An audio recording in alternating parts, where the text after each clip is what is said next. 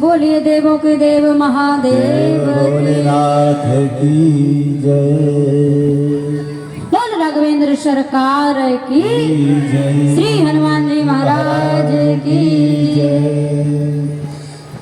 एक बार बोलिए प्रेम से पूरन बाबा की। बाबा लगता है कि पूरे लोग भूखे हैं, जयकारा भी ना लगा कर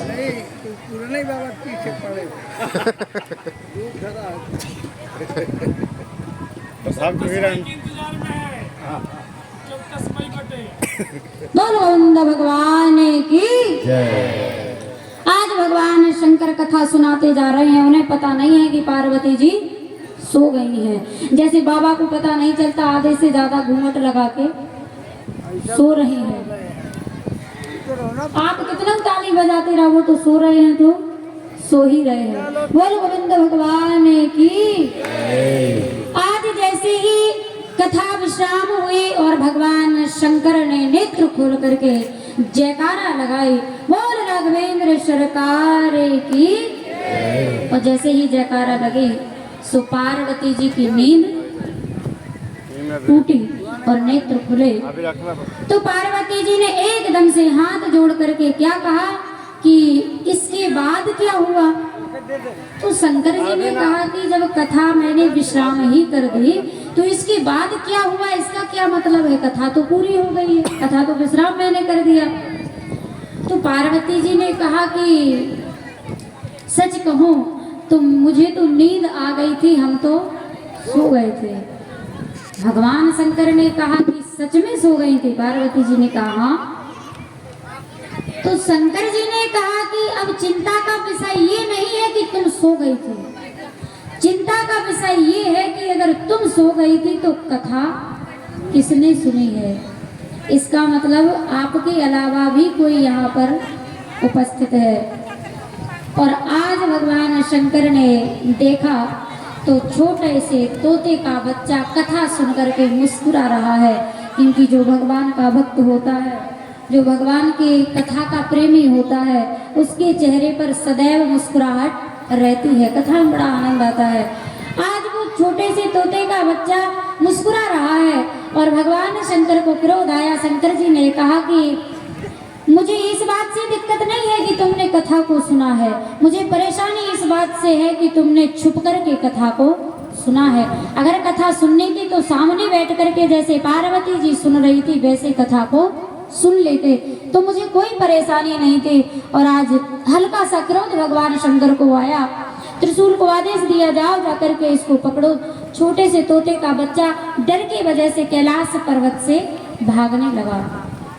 आगे आगे जैसे ही वो छोटे से तोते का बच्चा भाग रहा है, पीछे पीछे त्रिशूल और त्रिशूल के पीछे भगवान शंकर। अब ये हर जगह जाकर के इसने देख लिया, लेकिन ऐसी कोई गुफा नहीं मिल रही थी कि ये जहाँ जाकर के छुप जाए। ये जहाँ भी जाता है पहले तो सब लोग दरवाजा खोल देते हैं कि आइए, लेकिन पीछे भगवान शंकर को देखते हैं तो सब दरवाजा बंद कर लेते हैं कि भैया अगर दुनिया वालों से दुश्मनी होती तो बचा लेते हैं, लेकिन दुनिया बनाने वालों से अगर दुश्मनी लोगे तो कहाँ छुपोगे। अब तो इसे कोई कहीं ऐसी जगह नहीं मिली, बेचारा भागते भागते भागते भागते परेशान हो गया, पसीना पसीना तोते का बच्चा हो गया और आज परेशान होकर के भटक रहा है इधर उधर। भगवान नारायण से कहा कि प्रभु मैंने क्या अपराध कर दिया, कम से कम कथा ही तो सुनी है, क्या चोरी किया है, किसी के घर में धन थोड़ी चुराया है, मेरे कथा को सुनकर के क्या अपराध किया। भगवान ने भी कह दिया कि भैया कथा सुनने का भी तो कुछ नियम होता है, आप कथा सामने से जाकर के सुन लेते तो ये समय आपके जीवन में नहीं आता।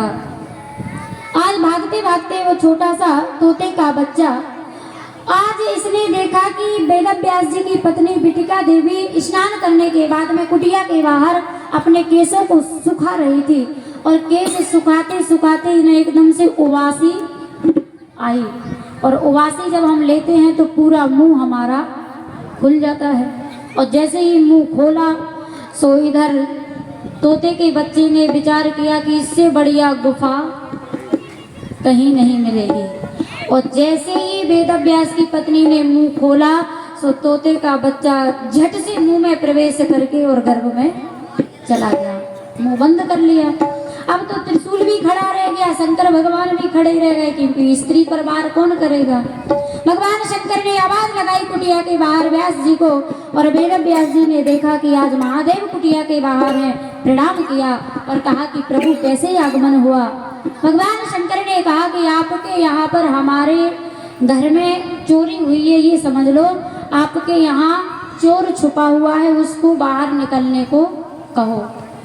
तो वेद व्यास जी मुस्कुराए और मुस्कुरा करके कहा कि महादेव ये बात आपके मुख से शोभा नहीं देती, क्यों? अगर भगवान नारायण कहते कि हमारे यहाँ चोरी हुई है तो हम मान लेते, अरे आप तो वैसे ही बाबा हैं और बाबाओं के पास क्या है, आजकल के बाबाओं के पास तो बहुत माल है, लेकिन पहले जो बाबा होते थे ना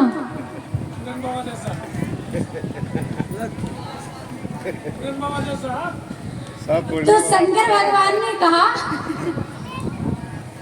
भगवान शंकर ने कहा कि देखो बाबाओं के पास तो वो धन होता है जो दुनिया वालों के पास होता ही नहीं है। तो व्यास जी ने कहा कि कौन से धन की बात करते हो, अरे तुम्हारे पास तो आभूषण भी इतने सुंदर हैं, आप श्रृंगार भी इतना सुंदर करते हैं कि बड़े बड़े चोर आपके आभूषणों को देख करके भाग जाएंगे। आखिर क्या चुराया है चोर ने, ये तो बताओ। भगवान शंकर ने कहा कि आप ये समझ लो कि मेरा वो धन चुराया है जो सबसे बड़ा धन है। और सच में भगवान शंकर के पास जो धन है, संतों के पास जो धन है, भगवान के भक्त